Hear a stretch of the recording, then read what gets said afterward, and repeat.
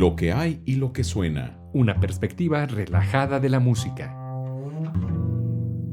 Hola amigas y amigos de Lo que hay y lo que suena. Bienvenidos a una emisión más de este programa. Los saluda Luis Güense y le doy la más cordial bienvenida a mi amigo Cedric de León. Hola, ¿qué tal? ¿Cómo están?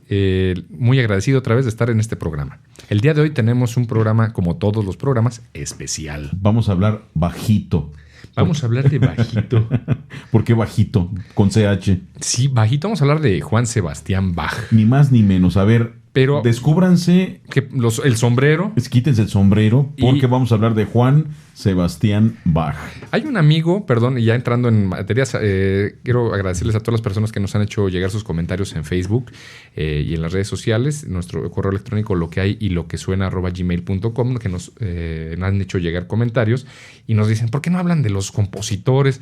El lado oscuro, o sea, no... El lado que non docto. El lado non docto, exacto. O sea, la parte raspa, ¿no? Sí. Y, pues de todos los compositores, pues es facilísimo. O sea, uno le rasca tantito y sale cualquier cantidad de cosas. Hasta del mismísimo Brahms. Claro.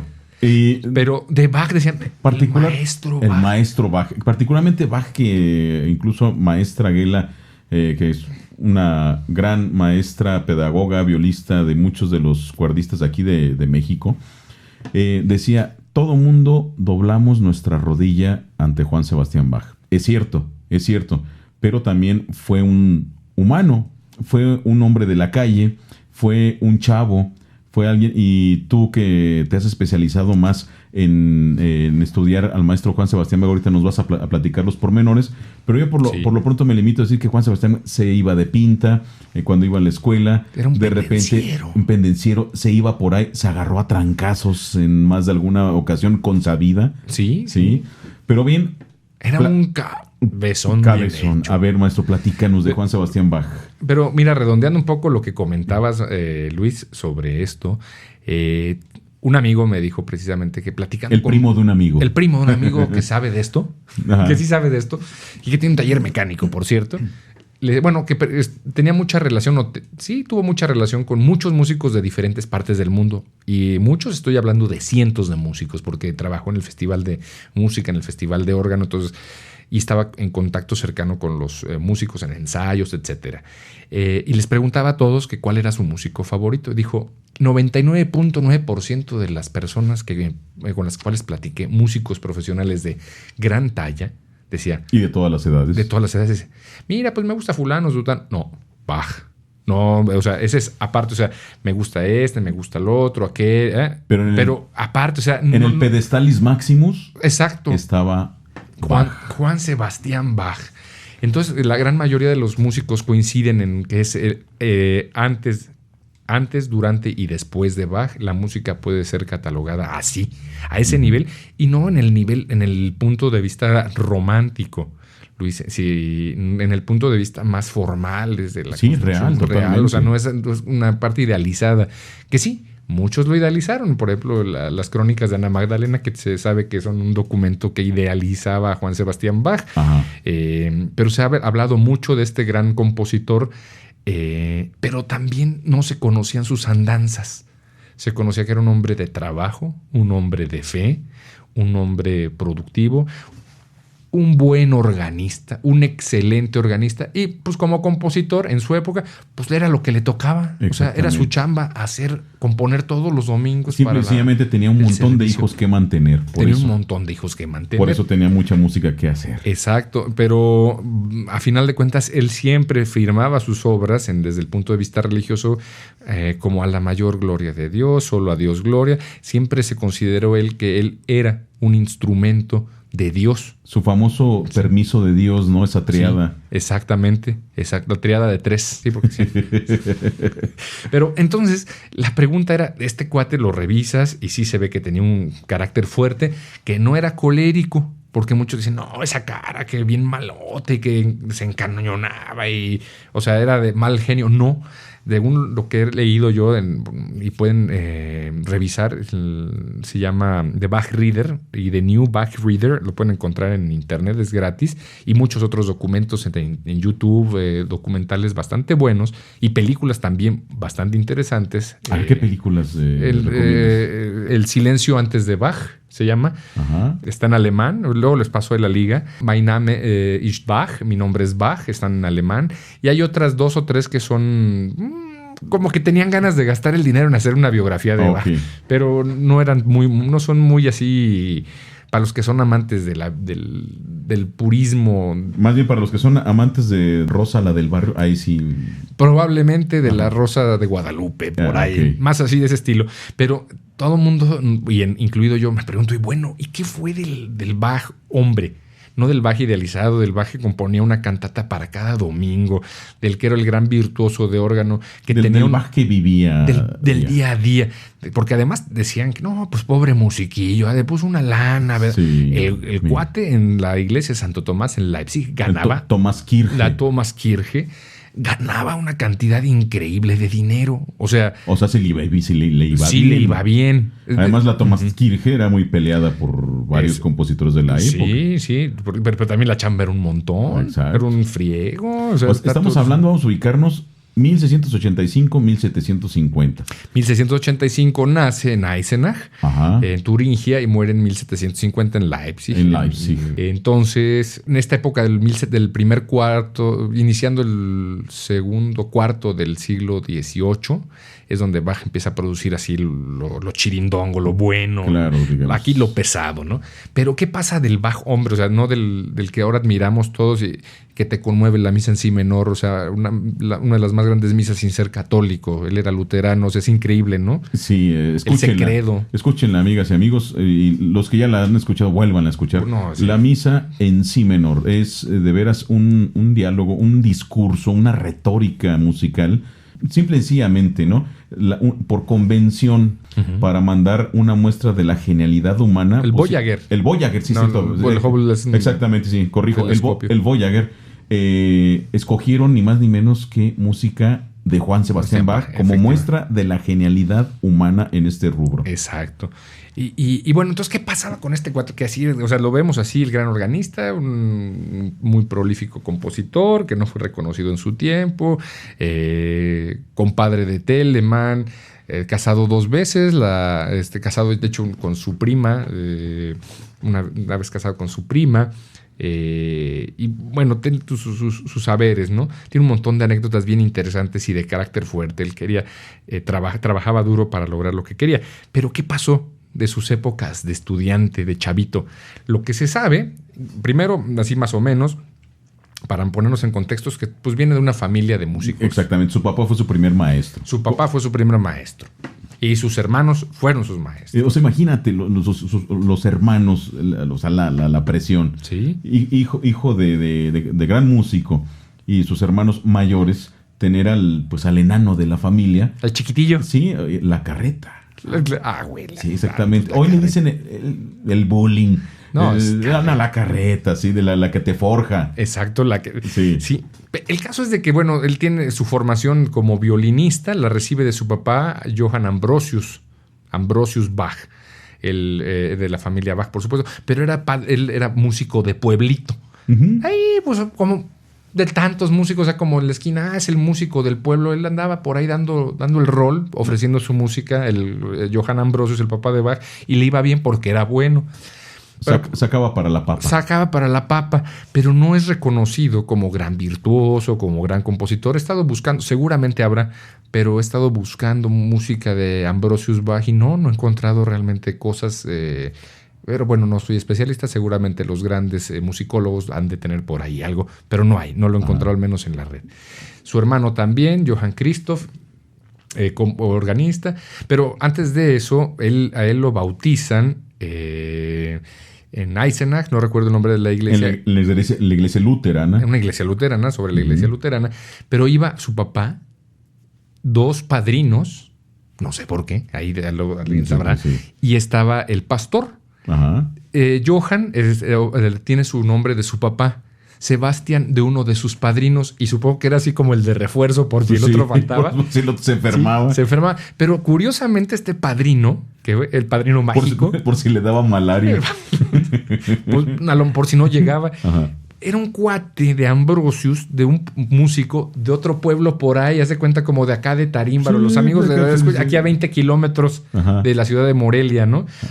Vente para acá, voy a bautizar al chiquito. Ajá. Bueno, pues entonces ahí ya porque dijo, es más, va a haber comida. Iba a haber algo. Pero la mamá no entra. La mamá de Juan Sebastián Bach no entra. Porque estaba en cuarentena y no era permitido. Esta era impura. Era impura todavía. Entonces solamente estaban estas cuatro, el pastor, papá y 2 padrinos. El nombre, entonces les repito, lo obtiene de papá, Johann, y Sebastián de uno de los padrinos. Por ahí va bien. Vamos a saltarnos toda la parte de la cuna, cómo le enseñaron a agarrar el arco, todo eso ya. Su primer grosería, etcétera. Entonces, a los 10 años fallece su mamá. Cuando él tenía 10 años. A los 10 años de edad de Juan Sebastián Bach muere su mamá. Entonces se casa Ambrosius con otra mujer. Sí, con otra buena moza. Pues no sé si estaba buena la moza o si era buena. O si estaba moza la buena. No sabemos. Sí. Bueno, sí, ahí en los documentos en el Bach Reader seguramente está. Como sea, ahora sí, haya sido como haya sido. Nada más le dura el gusto un año, porque al año muere Ambrosius Bach y queda huérfano. Pero qué poca, ¿no? O sea sí. la madrastra no hacerse cargo. Y se queda Juan Sebastián Bach así con cara de ¿y ahora dónde? ¿Y ahora qué? Exacto, ¿y ahora qué? Sí. A los 10 años se muere tu mamá. Bueno, dices, bueno, pasa el luto. Era común también que tanto niños como adultos murieran de manera jóvenes. Entonces, pues al año siguiente se muere su papá. Se va con su hermano, del cual sí hay música. Y es bien interesante. La música de Johann Christoph Bach es muy interesante y muy buena. Y aquí hay un paréntesis que a lo mejor no me dejarás mentir. Yo creo que si Juan Sebastián Bach no hubiera nacido, la verdad, la neta, es que habría de músicos del barroco que hubieran brillado un montón. Por no decir un montón. Exactamente, sí, pero la lumbrera que fue Juan Sebastián Bach dejó a la sombra a cualquiera. Sí, entonces la música de su hermano mayor, quien le dio clases de teclado en general, era el organista en Ohrdruf, le dio clases de órgano, pero empezó a crecer la familia del hermano. Y habría que darles de comer. Entonces, pues, ahuecándole el ala, vámonos. Pues ya no hay para dónde. Aquí ya somos muchos, entonces búscale. De por sí, Juan Sebastián Bach ya estaba ahí echándole ojitos a Buxtehude, ¿no? Eso fue más adelante, pero bueno, ya la parte de la formación musical lo podemos hablar más adelante, ya de la parte formal, eso lo vemos con más detenimiento. La parte del pendenciero es que Juan Sebastián Bach ya era el consciente del talento que tenía. O sea, de entrada pues era Bach, ¿no? Claro. O sea, vienes de familia. O sea, de entrada. Y como en toda etapa del ser humano se le subió.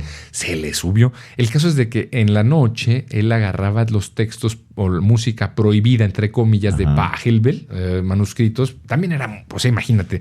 Si lo prohibía, era católico. Como fuera. Ahora sí, pero los agarraba y los copiaba de noche para él luego practicar. Pero el hermano decía, no inventes, o sea, todavía no estás al nivel para tocar eso. Y el otro, no, sí puedo, mira. Y de alguna u otra manera. Es más, hasta las improvisaciones me salen más chidas que las que él escribió. Exactamente. Yo creo que hay mucho de celos del hermano mayor. Porque empezaba a ver, dice, ay, güey, este nano. O sea, no inventes ni a mí. Pero también hay que considerar que pues la música en aquel entonces pues era copiada. O sea, no era que agarras el libro, lo bajas de aquí el IMSLP, lo imprimes y ya tienes 7 copias para todo el ensamble. Para tus cuates. Y si se te olvida, vuelves a imprimir. No, era copiar a manita. Entonces era difícil, era muy codiciado. El caso es de que le pone bajo llave música difícil. En entrecomillado, ¿no? Para los amigos que no me estén viendo, estoy haciendo comillas con los dedos. Con el pulgar y el índice. Que son comillas todavía mejor. Entonces, pues de alguna manera pues yo siento que había envidia ahí del hermano y no de la buena. Celillos. Pero bueno, el caso es de que Juan Sebastián Bach iba a las clases donde aprendía latín, donde aprendía música, aprendía todo lo que tenía que aprender, pero se salaba las clases. Ya el chavillo entre los 15... los 14, 19 años. Salar las clases aquí en el Caló michoacano es Irse de pinta. Irse de pinta. O darse a la pinta, como dicen en el sur. Dicen muy al sur. Sí, muy al sur. O sea, faltar a clases de manera deliberada y además teniendo que asistir. Sí. Con el deber. Entonces, faltando a la norma, ¿verdad? Uh-huh. El caso es de, para no hacerles el cuento tan largo, para más o menos darnos cuenta de la idea que tenemos de Bach. Bach ya tenía su conocimiento de causa, de que era chido, era bueno. Era bueno, sí. O sea, se la rifaba, no sé cómo decirlo para que nos entiendan, es que mi calor es bastante limitado, ¿verdad? Era bastante bueno y en algún momento que tuvo que componer entre sus pendencerías, le escribe una parte para fagot, para este instrumento, luego hablaremos de él. Es cuando lo agarra a trancazos al fagotista. No, espérate, ¿no? Sí, se agarran a mano. O sea, ahí es duro. Entonces. ¿Pero el por qué? Pero el caso es de que pone una parte que él sabía. Que era difícil. O sea, dijo, ándele, vas a ver. Ahorita, sí, me cae. O sea, y además yo creo que ya le caía gordo. Ya le caía gordo, ya lo traía en la mira. Decía, va a ver ahorita, ¿no? Que muy acá. Y Te voy a escribir una parte especial. Te voy a escribir tu partecita, ¿verdad? Y tenga Chango su banana, Tarzán su cuerda, y le escribe una parte de fagot muy complicada. Complicada técnicamente, es decir... Para el fagot de aquella época. Y también, pues no es que estuviera mal escrito, o sea, la música es así, ¿verdad? Para que suene como debe de sonar. Si no puedes estudiarla... Y entonces, pues le reclama a Juan Sebastián Bach, el fagotista, que no podía, que si no, que qué onda con él, que si era incompetente, que se notaba luego que no podía hacer sonar el instrumento. O sea, literalmente ofendió al fagotista. Que además, pues sí dice la biografía que el tipo pues, era carente de talento. Uh-huh. Su encanto pues era muy limitado y Juan Sebastián Bach básicamente lo humilla en público con la música. Él no hizo nada, nomás puso la música y la música no la pudo tocar el fagotista. No, pues en público le dice que no puede. Y se enoja el del fagot, con justa razón. Claro. Entonces se encuentran en la calle y que se arma los trancazos. Y se arma. No, pues sí se retaron a duelo, se pusieron sus cates. No recuerdo exactamente qué fue lo que sucedió, si fueron a espadas o si fueron a los trancazos, pero dicen que se puso grueso en la calle, o sea, de gritarse en la calle. Ajá. Y de irse a las manos, no sé a qué nivel. Por lo menos a jalarse la peluca mutuamente. No usaban ellos peluca en esa edad, era más adelante. Ajá, sí, porque estaban chavitos. Sí. Es probable que se hayan rasgado las medias. Ándale, eso sí. Sí, eso sí. El caso es de que esta anécdota deja ver mucho. Además, las calificaciones en este periodo de Bach no eran así como que digamos muy brillantes. Era de la bola.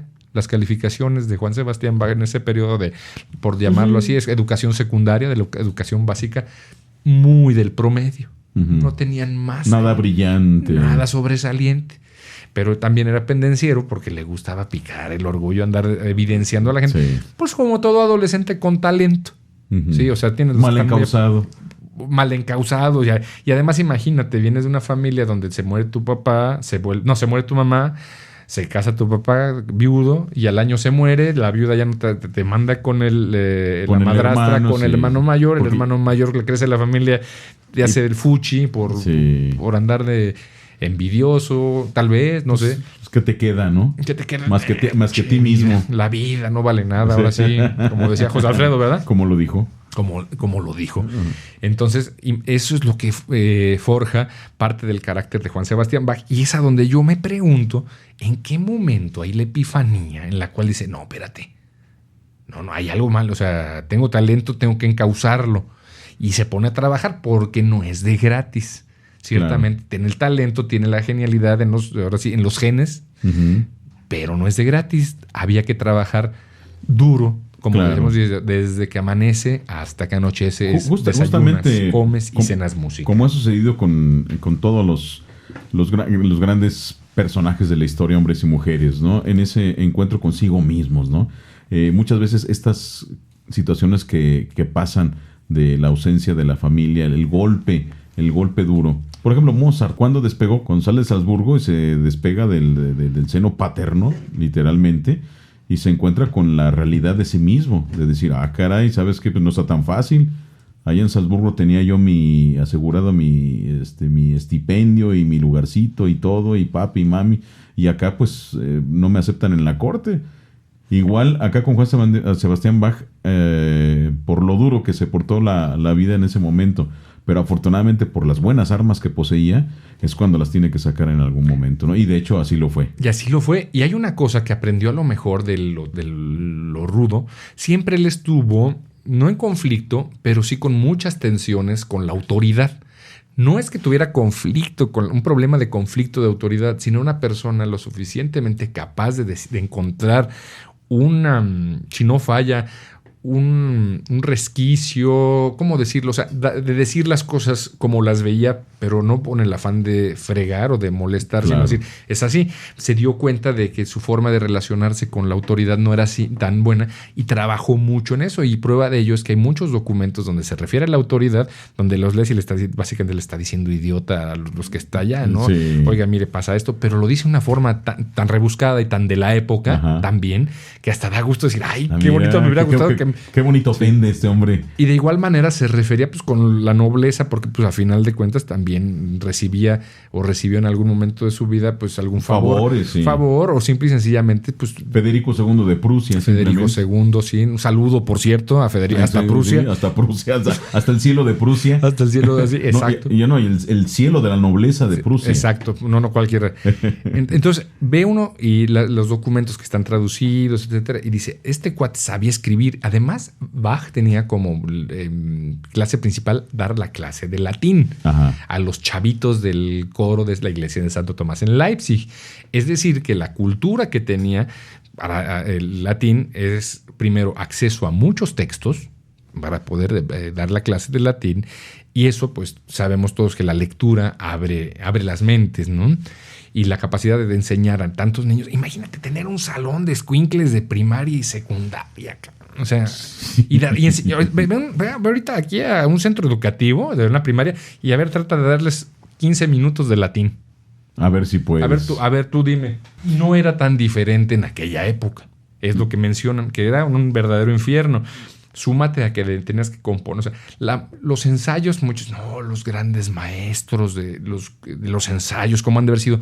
No había ensayos, amigos, en la época de Bach, en las cantatas. O sea, las obras del día a día no se ensayaban. Era un día nada más. Un repasito una lectura de un poco antes y vámonos, porque era escribir, hacer la música, ajá, luego copiarla, hacer las partes, repartirlas y órale, vámonos. Se cantaban solo esa vez y ya. Y ya, la guardabas. Era el repertorio para ese momento. Sí. Entonces, la capacidad... Y además tenías que mantener a la casa. O sea, tienes que llegar a tu casa. Había que justificar el estipendio. Sí, exactamente. Llegar a tu casa, atender los problemas. No, es que fulanito le jaló los pelos a fulanita. No lo hagas. Y ahora, entre los puntos negros que se le pueden señalar a Juan Sebastián Bach, esos momentos oscuros, también llegó a fusilarse música.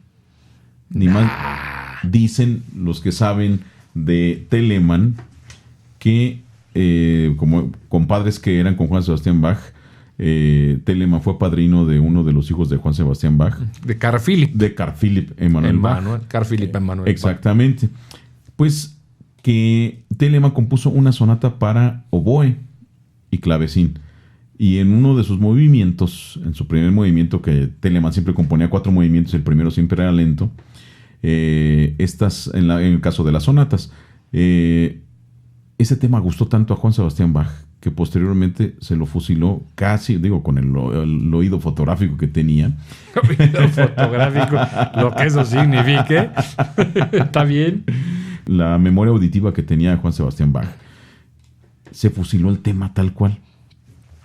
Estaba en el aire. Exactamente. Lo escribió, lo registró ante el INPI. Y los especialistas en Telemann, algunos de ellos, otros habrá que decir, bueno, es un tema aislado, pero es un buen chisme. Es un chisme. En sus autobiografías, es lo que hay y lo que suena. Porque Telemann escribió por mandato de los nobles a los cuales obedecía, escribió su autobiografía en 2 o 3 ocasiones.